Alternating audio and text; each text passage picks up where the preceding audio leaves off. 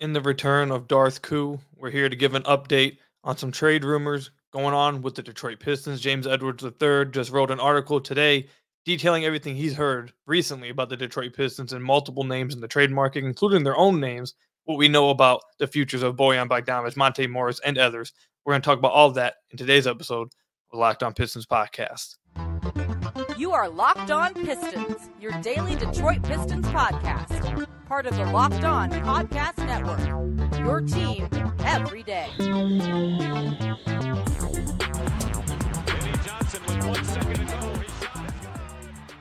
What's the deal? Welcome back to another episode of the Locked On Pistons podcast. Per usual, I'm your host, Kuka Hill. You can find me over on Twitter at Kuka Hill. I want to thank you guys for making Locked On Pistons your first listen of every single day. We're free and available on all your podcast platforms. If you haven't already, head to the YouTube channel at Locked On Pistons, hit that subscribe button, or leave us a 5-star review on whatever podcast platform you're listening to this on. And today's episode is brought to you by Jase Medical. Empower yourself when you purchase a Jase case, providing you with a personal supply of 5 antibiotics that treat 50-plus infections. Get yours today at jasemedical.com and use code LOCKEDON to get $20 off your order. That's JASE medical.com. Later on in the episode, I want to give my thoughts on the core four. I came under fire on Twitter the last few days with something I said about the core four. So I want to give my overall thoughts, what my actual thoughts are on the core four, and see what you guys think about that. I want to talk about whether the Pistons actually are as doomed as a lot of people think they are. And then obviously to start off the podcast, we're going to talk about these trade rumors and this James Edwards III article. I want to say to you guys real quickly, obviously I am still feeling pretty sick. So that has part to do with why my voice sounds like this, but my voice also sounds like this because Darth Koo has returned and it's all darkness. Everyone watching on YouTube, you can see we're recording this in the darkness. This is where we're at now. He's returned. But let's go ahead and break down this article from James Edwards III. So on the 25th is when he wrote this. I'm recording this on the 25th. You guys might be listening to this on the 26th, so that it might be yesterday by the time. Yeah, it's listen to this. But either way, James Edwards wrote an article. It says, the title, Pistons at the NBA trade deadline, what I'm hearing on DeJounte Murray, Zach LaVine, and more. And to summarize what was said in this article, I don't want to go through and read the whole article for you guys. You guys should have an athletic subscription and follow James' work. He does a lot of good stuff, gives everyone what he's hearing, and keeps people updated. But overall, the takeaway I got from this article, and it's something that I had been scared about and kind of been talking a little bit about over the last few weeks, or the last week, I'd say, on the podcast, is I was getting a little worried that the Pistons were going to get cold feet at this deadline and not do anything. And that was my biggest takeaway from this article, is that is certainly a possibility. James starts off this article saying that the Pistons view Kay Cunningham, Asar Thompson, Jay Ivey, and Jalen Duren basically untouchable, which is, I think a lot of people probably feel the same way. We'll talk about that a little later, but I'm sure a lot of people feel the same way. He also talked about how the Pistons were in talks with the Hawks about DeJounte Murray, but the Hawks wanted Thompson or Ivy, along with other good stuff, and Detroit had no interest in that. So it looks like that's where the talks died with DeJounte Murray. He's mentioned that the Pistons have been in talks with the Chicago Bulls, and the Bulls have been locked in on a package with Bojan Bogdanovic in one of the Pistons blue chippers.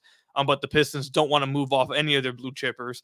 It doesn't mean that a deal for LaVine is dead. They still have interest in him, and there is still discussion about when LaVine's trade value eventually goes down, like many assume that it will, from them asking for those blue chippers. Maybe they'll take a Bojan, a Marcus Sasser, and something else, and then that will get the deal done. Something like that the Pistons would still be interested in. The talks will continue. So I'd stay tuned with the Zach LaVine stuff just in case the Bulls actually do go down with this value, but that's where we're at with that. And then he gave us some updates on the Pistons veterans and Monte Morris, Bojan Bogdanovic, and Alec Burks. And this isn't exactly what James said. This is my takeaway from what he said. If you want to see his exact wording, go read the article. But this is my takeaway. My takeaway is that the Pistons aren't desperate to move any of them, and they actually have some interest in bringing them all back. Monte Morris, Alec Burks, and Bojan Bogdanovic. Does that mean they're untouchable? No. But does that mean the Pistons are actively shopping them and trying to move off of them and get someone else? No. It sounds like the Pistons would be okay with bringing these guys back, re-signing Monte Morris, re-signing Alec Burks, extending Bojan Bogdanovic. It sounds like that's something that they'd be willing to do. And he even says in this article that the Pistons could be inclined just to wait until the offseason again and make a move with Bogdanovic. So my overall takeaway from this article from James is this. is that, and this is why Darth Koo has come back out. The Pistons are going to, I am terrified that the Pistons are about to do nothing at the trade deadline. They're not going to move off from anybody on the roster. They're not going to move on from anybody in the coaching staff. They're not going to move on from anybody in the front office. And that whole little article, that whole little interview we got 2 months ago where it said, hey, we're going to be aggressive and things has to change soon, or I'm going to have to, do something about it that we heard from Gores, could just be, a bunch of baloney. Because if this trade deadline passes by and you haven't gotten rid of the front office, you haven't gotten rid of the coaching staff, and you made no real trades, then what was this changes real soon? You basically are telling them to be patient again and wait till the offseason, which is what you told them last year, what you told them 2 years ago. And you could get away with that in year 2 of a rebuild, year 3 of a rebuild, but in year 4, when you're threatening the worst season in NBA history, year 4 of your rebuild, and you come out and you have to talk about it after losing 25 straight games in a row, and you say changes are coming soon, that means changes probably are coming before the season ends. So if the Pistons come and go, or if this trade deadline comes and goes, and the Pistons do nothing, and they don't get rid of the front office, and they don't get rid of the coaching staff, it's another year of, hey, just be patient, wait till the offseason, we'll make moves in the offseason. And this is what makes you believe, one, you can trust them to actually do that they'll actually deliver on that promise. And two, what makes you think that you're going to that anyone's going to trust these people to make those moves in the offseason, that is. So it's just, I really didn't like what I saw in this article because, for example, if the Pistons plan on making changes, but don't want to move off of, obviously, Cade, but you don't want to move off of Ivy, you don't want to move off of Sarr, you don't want to move off of Jalen Duren, you also want to re-sign Monte Morris, you also want to re-sign Alec Burks, you also want to re-sign Bojan Bogdanovic. Well, heck, you're taking up half the cap space just bringing the dudes back from this year's awful roster. And then you don't want to move anybody. So how exactly are you making these moves? How are you making these changes? You don't want to trade nobody. You don't want to fire anybody in the coaching staff. You don't want to fire anybody in the front office. You want to bring back players from this roster. So where's the changes coming from? That's the question I have after reading this. So what changes exactly are going to actually happen?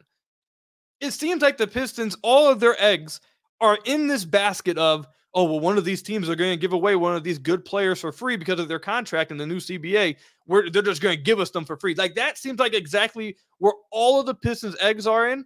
And if that doesn't happen, they have no other plan. Like, that seems like at this point, that's literally the only plan that they have, is that, oh, this new CBA is going to force one of these teams with a really good player who's on an expensive contract to just give them away for free, and they're only going to give them to the Pistons. They're not going to give it away to the Charlotte Hornets who are trying to create cap space. They're not going to give it away to any of these other teams that can create cap space and do the same thing. No, they're going to only give it to the Detroit Pistons if they actually decide to do that. Like, that is their only plan right now. They don't want to give up anybody. They don't want to fire anybody. That's their only plan. And if they actually do go the route of not doing anything at this deadline and go into the offseason making really no changes, expecting everyone to be patient after this type of season and don't move on from anybody in the front office, don't move on from anybody in the coaching staff, don't even bring back half this roster. Like, that, what is that? So there's 4 and then 3 vets. Yeah, that's like basically half the roster if you were to bring back all 3 of those guys. Like, what changes are you speaking on? That was my biggest takeaway. Like, I feel like at this point, I think it's getting closer and closer to that whole talk of changes and, we're going to do something. We're going to be aggressive. Be aggressive doing what? What are you going to be aggressive doing? Aggressively standing pat? Like, what are you being aggressive to do? You don't want to move any of the core 4, which, okay, I get it. We'll talk about that later, but I get that. But then you also aren't trying to shop Bojan. You're not actively trying to shop Alec Burks. You're thinking about bringing back Monte Morris. Like, who do you think you're going to be able to make trades for on this team? You don't want to trade anybody that has value. That's not how trades work. You have to give up things of value to then get stuff of value. You can't give up trash to get value. Like, that's not how it works. Like, this isn't 2K. You can't just give up trash and get good stuff.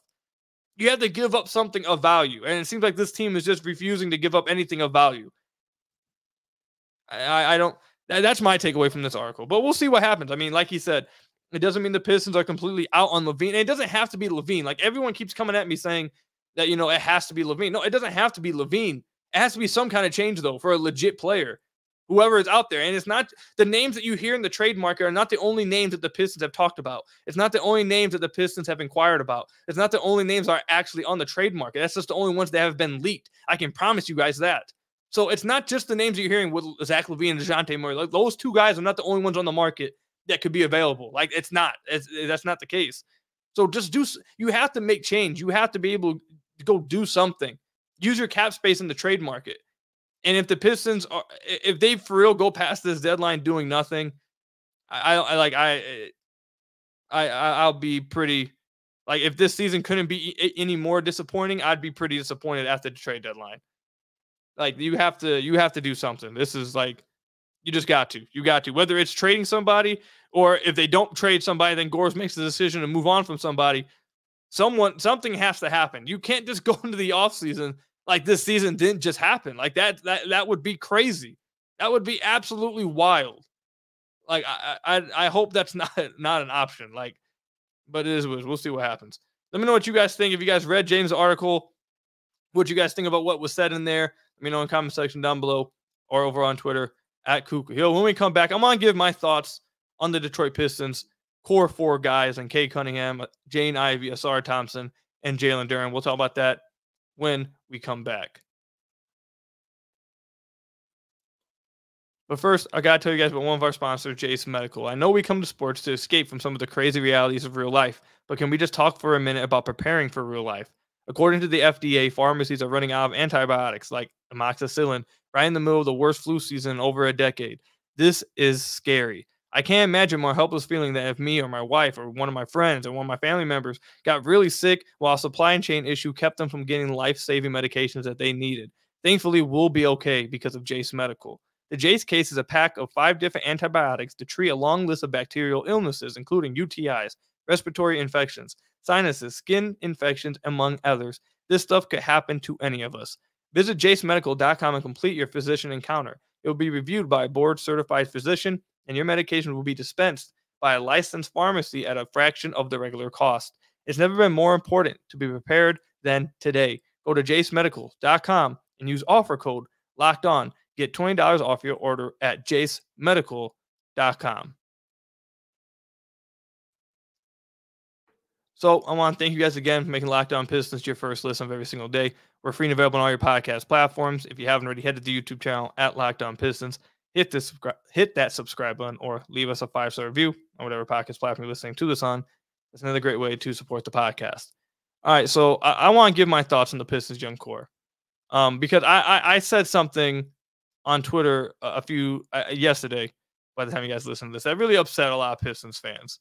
I don't care about upsetting people. I don't care about them being upset. I just want to make sure that, like, what I'm actually, I want to make sure that my thoughts are accurately being portrayed.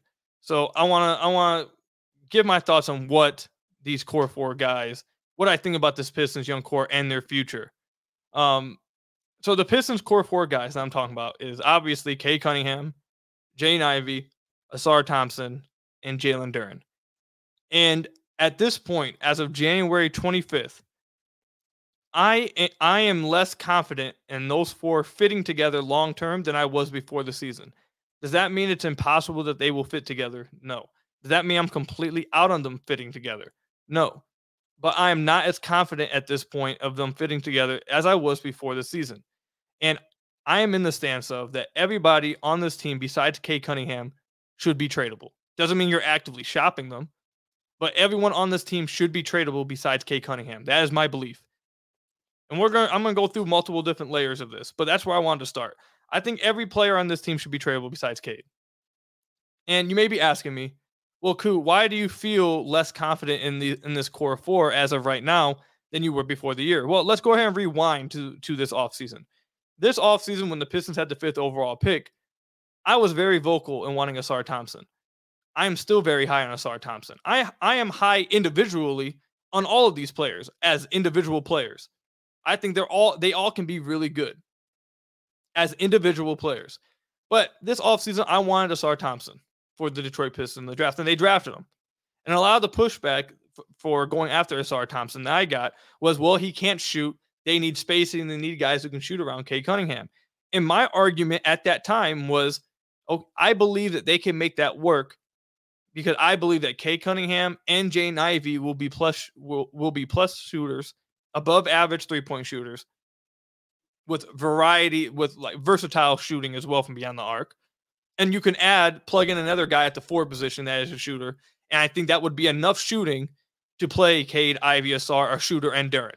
Because of the playmaking, because of the dribble drives, the pressure that would be put on the rim, and the quality of looks you'd create from the outside. Like, I thought that would be enough. Obviously, I think at a certain point, you got to accept the fact that you need shooting. Like, all the playmaking, all the rim pressure, like, you, at the end of the day, you need shooting. Now, someone may bring up the Orlando Magic, but the Orlando Magic are completely built differently than the Detroit Pistons. They are built on big wings, so they are able to really build on defense. The Pistons are built around 2 guards, one of them being a really bad defender, and the center right now who is really bad defensively. So that they are built 2 completely different ways. But nonetheless, that's why I believed in them being able to draft Asar Thompson at that time and had belief in them moving forward that they could fit together at that time. I am less confident on that now because neither Jaden Ivey or Cade Cunningham have been plus shooters this year. Jaden Ivey is shooting 31% from 3 overall.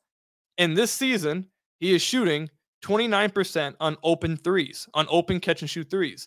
That is terrible. Cade is shooting 33% from deep. Cade is shooting 36% over the last 23 games. But on the season, he is shooting 33% from deep. If those 2 guys are not going to be plus shooters, I find it hard to see those 4 guys fitting together. Now, does that mean I think Cade is not going to be great? No, I think Cade has been spectacular the last 30 or so games. I think he's shown that why he's the number 1 overall pick. I believe in Cade to be this franchise player. I think he'd be one of the best players in the NBA. I love Cade. Does that mean I think Jaden Ivey's not going to be a good player? No, I think Jaden Ivey can still be a really good player. Does that mean I think Asar is not going to be a good player? Like, no. But if those 2 guys are not going to be above league average 3-point shooters with a versatile shot diet from out there, I don't believe these 4 can work together. And one of the saving graces last season for Jaden Ivey, why I believed so much in them before the season was because Jaden Ivey, yes, last year he shot 34% from deep, which is still below league average, by the way. However, I looked at his catch and shoot open threes, and he shot a really high percentage in open catch and shoot threes. So I said, I think that will lead to, I think that makes me believe that next year and moving forward, that he's going to eventually shoot better from 3 because last year when he was open, he shot a really high percentage. I think eventually he'll continue to grow and he will, continue to improve upon his 3-point percentage. That has not been the case this year. He's shooting worse from 3 this year. He's shooting worse on open catch and shoot threes this year. He's shooting worse on dribble pull-ups. He's shooting worse on jumpers. So, and again, this is not about Jaden Ivey not being good. I think Jaden Ivey has been good this year. He has become a way better finisher. He has been more efficient because of it. I think Jaden Ivey individually can be a really good player. I think he's going to be a really good player. Actually, let me say that. Jaden Ivey is going to be a really good player. But in order for these 4 specific players to mesh together to bring a championship type of team to Detroit in the next few years, or maybe not the next few years, but in the Cade era, those 4 guys Cade and Ivey, I should say, need to be able to shoot above league average on variety of shots from beyond the arc to make that specific 4 work. And after seeing Jaden Ivey take a huge step back in three-point shooting this year, I am now less confident that it can work. Does that mean it won't work? Does that mean Jaden Ivey will never become a good shooter? No. It just means that I am now less confident than I was 3 or 4 months ago that this core could work. That's where I'm at with the core 4. Now, let me say this about the core 4. I also, as I've said multiple times, those of you guys who listen to the podcast often, you guys will know, I've also said that you're barely even getting to see them play this year, which is why this is really going to be such a waste of a season. Because right now, all we can judge it off of really is just off of hypotheticals and guessing what it would look like out there with this, what it would look like out there with that. Because they've only played, according to NBA.com, 60 minutes together. Cade Cunningham, Jaden Ivey, Jalen Duren, and Asar Thompson have only played 60 minutes together this season. To entering this year, playing those 4 guys together should have been at the very top of the list of needs. Because figuring out if those 4 can play together should have been the number one thing. The most important thing is figuring out if those core 4, it can actually be a core 4 for you. So they haven't even tried to run it. We've barely seen it at all this season. I'm not even going to go through what their net rating is those 60 minutes because 60 minutes is nothing. They barely have played.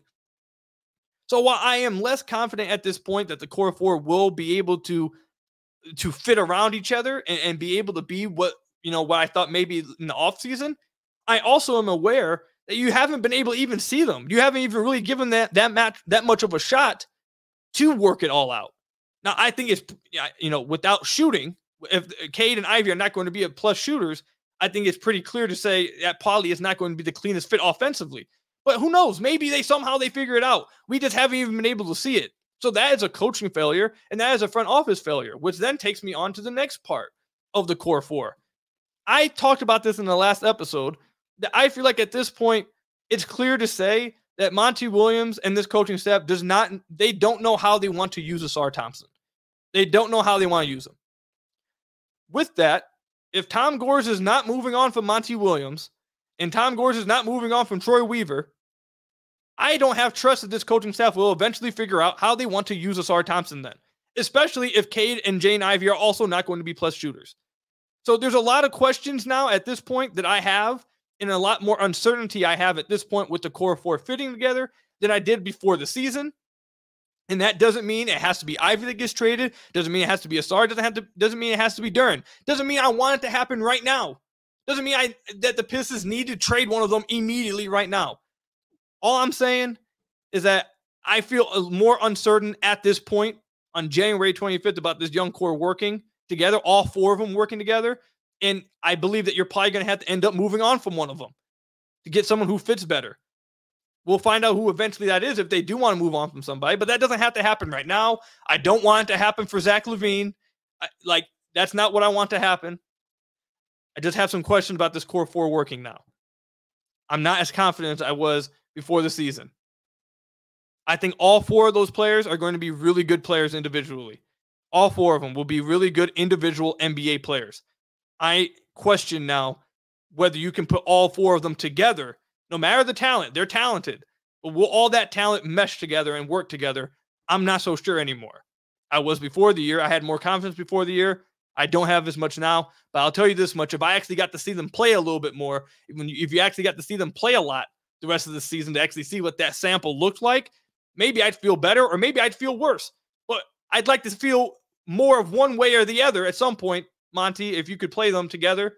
Weaver, if you can make that a priority. This is the core four. You probably need to figure out if they fit together. That should have been the main takeaway from this year, but is what it is. That's where I'm at with the core four. Let me know how much that upset you, how much you're mad about me saying those specific things, and how you feel about it all. Comment section down below or over on Twitter at Kuka Hill. When we come back, I want to talk about, are the Detroit Pistons as doomed as it seems like? Are they as doomed as Pistons fans believe they are? We'll talk about that when we come back. But first, I've got to tell you guys about one of our sponsors, my favorite sponsor, PrizePicks. PrizePicks is the largest daily fantasy sports platform in North America. We are the easiest, most exciting way to play DFS. It's just you against the numbers. Instead of battling thousands of other players, including pros and sharks, you pick more than or less than 2 to 6 player stat projections and watch the winnings roll in. And there's two things about PrizePicks that I really, really love. First thing is you can do cross-sports entries. You can do football, basketball and soccer, football, soccer, basketball, hockey. Heck, you can even do basketball and esports. So you can do all kinds of cross-sports entries. And it makes it super interesting, a lot more fun to do when you can go across sports like that. But by far, I think the best thing about PrizePicks is anyone who's been involved in daily fantasy sports, injuries can absolutely destroy everything for you. But with PrizePicks, they offer a reboot policy. For example, in football, basketball games, if you have a player who exits the game in the first half and does not return in the second, that player is automatically rebooted with PrizePicks. PrizePicks is the only daily fantasy sports platform with an injury insurance policy. Go to prizepicks.com/LockedOnNBA and use code LockedOnNBA for a first deposit match up to $100 and take advantage of that reboot policy. Again, go to prizepicks.com/LockedOn and use code LockedOnNBA for a first deposit match up to $100 with PrizePicks. So I want to thank you guys again for making Locked On Pistons your first listen of every single day. We're free and available on all your podcast platforms. If you haven't already, head to the YouTube channel at Locked On Pistons. hit that subscribe button or leave us a 5-star review, whatever podcast platform you're listening to this on. That's another great way to support the podcast. So, are the Pistons doomed? Is it done for? Are the Pistons finished? Oh, and also, let me make this clear. I didn't say this in the last segment, and I know people are going to now try to like pick on this because I didn't say this, but I thought it was just a given. The thing about Jane Ivey not being able to, not being a great shooter this year, and Cade not being a great shooter, why it matters so much with this specific four is because Asar is the worst shooter in the NBA, and Duren is a non-shooter. Like, I thought that was self-explanatory, but I know people will try to hang on to that and act like I was only going after Jane Ivey. No, the only reason why it matters is because the two other guys in your core four are non-shooters or the worst shooter in the NBA. Like, that's why it matters so much. But I thought that was self-explanatory, but let me just get that out the way before people try to run in with something. Either way, are the Pistons doomed? Maybe. They might be doomed. But they're not 100% doomed yet. And here's why. Now, they do have a lot of cap space. And I know that is something that even I'm sick of hearing it. I know you guys are sick of hearing it too. But with the amount of cap space they do have, if they were to move, let's say, I think a lot of us have lost trust and lost belief that Troy Weaver in this front office can make it happen. If they wanted to move on from Troy Weaver and get someone else in, that guy would be absorbing a roster of some young talent within the core four and a lot of cap space to do a lot of stuff. It would be a lot of flexibility. If they were to move on to another front office, that front office that eventually would take over does have a lot of flexibility to really go wherever they want with it. So I think that's a good thing, first of all. Second of all, the Pistons are not doomed yet, I think, because they have Cade Cunningham. And Cade Cunningham is looking like, over the last 30 or so games, like the franchise player everyone expected him to be. He is looking like the guy who was supposed to take that leap that everyone was waiting for him to take. That's what he has looked like. Now, when he comes back, hopefully he can continue that streak. I assume he's probably going to be rusty like he usually is at first when he comes back from an injury, and then he'll warm up again. But as long as he can end the season looking like how we've seen him over the last 30 games, you can walk away saying, well, you may have questions about this. You may have questions about that. You may have questions about fit. You may have questions about coaching staff. You may have questions about the front office. But at the end of the day, you have Cade. And if you feel confident that Cade is a franchise player, that's the hardest thing to get. So if Cade continues to look how he's looked, you have the hardest piece of the puzzle. And that right there, that will stop you from being completely doomed. Now, does it put some urgency in play? Yes, I've made that clear over the last few weeks that the Pistons should feel a sense of urgency. Like, you definitely 100% should. Cade's going to be getting that rookie max extension probably, or the most he can get in that rookie extension. That is going to cause some pressure. There's going to be pressure right now, but once that officially happens, pressure really is going to start. But you have Cade with flexibility. So, let's just say if you wanted to go the absolute extreme, and I'm not saying I want this to happen. I'm just saying, let's just say if they wanted to go the absolute extreme, whoever was the front office, whether it's Weaver or someone else, if they really just wanted to tear down this team completely and just start over with Cade, they could do that. You could reasonably do that. Because of the flexibility that the Pistons have, you could do that. Now, I don't advise that someone would do that, but you have the flexibility to do so if that's something you wanted to do. If the person who would eventually come in, or if Weaver this offseason feels like these guys can't fit together, you can start from scrap with just Cade, and you have a franchise player you're starting over with flexibility. You could do that. You also have a core four that is very talented. Now, you need to find out if they actually fit together. I have my questions, but you need to find out. You need to play them the rest of the year. You have a really talented core four. So even if they do fit together, that's great. You have a really talented core four that fits together and you should be able to build around. If they don't fit together, you have really talented pieces that you should be able to move to get guys that do fit with your franchise player. So I don't see that I think the Pistons are doomed this year. I think under this leadership on all levels, there's reason to think that they could become doomed. Yes. But as long as you have Cade, and with the possibility of moving on from leadership at other positions, I don't think that they're doomed yet. Now, they could be. It very well could happen that they're doomed. They don't get things turned around. Cade ends up asking out. They don't move on from Weaver. They don't move on from Monty. Things don't get better, and Cade asks out. Like, that could end up happening. Not saying this year, not saying in the offseason or something, but in the future, that could end up happening. But I would like to think that as long as you have that franchise player, I don't believe that. I struggle to believe that after this season, changes won't be made on multiple levels. I just struggle to believe that. I know all signs have. You guys might be going in the comments right now and saying, "Cool." Well, every sign has pointed to that you need to start believing the things you can't believe, because there's a whole lot of things I didn't believe was going to happen throughout this season and continues to prove me wrong. So I'm sure a lot of you guys are like, "Well, cool. You need to prepare yourself to believe the stuff you're not believing." I get that. I get that. But after this type of season, that's just going to be something I struggle to believe, that they're not going to make changes in leadership at the end of the season. I don't see how that could not happen at the end of the year. I don't see it. So especially if they change leadership, they have a talented young core. Whether they fit together or not, we'll find out. But even if they don't, you have those guys that are really talented that people will want. You can move off of to get stuff. If they do fit together, you have a young core with flexibility for whoever wants to come in and take over. I don't think the Pistons are doomed. I think it's really dark right now, and I think there definitely is a road that if the Pistons go down, they will be doomed. Everything will go up in flames, and everything will be screwed, and we'll be going through another rebuild. We'll be watching another rebuild in another few years. That could happen, but they're not stuck on that road. That's not the only road that they have. There are other roads they can take still, that still lead them to a place where they're not just screwed. They still have that option. It's just a matter of, will Tom Gores be willing to go down that road? Will they make the right decision to go down that road? Or are they going to continue to make the wrong decision and continue going down this road that leads to eventually Cade asking out in a few years and them continuing to struggle and them not peaking and having to start over again? That could happen, but I don't think it's for sure. I don't think it's guaranteed. I definitely think there's multiple routes to making this happen because you have Cade Cunningham with flexibility. So let me know what you guys think about that in the comment section down below, or over on Twitter at Kuka Hill. That's all I've got for you guys today. Thank you guys for making Locked On Pistons your first listen of every single day. Free and available on all your podcast platforms. If you haven't already, head to the YouTube channel at Locked On Pistons. Hit that subscribe button.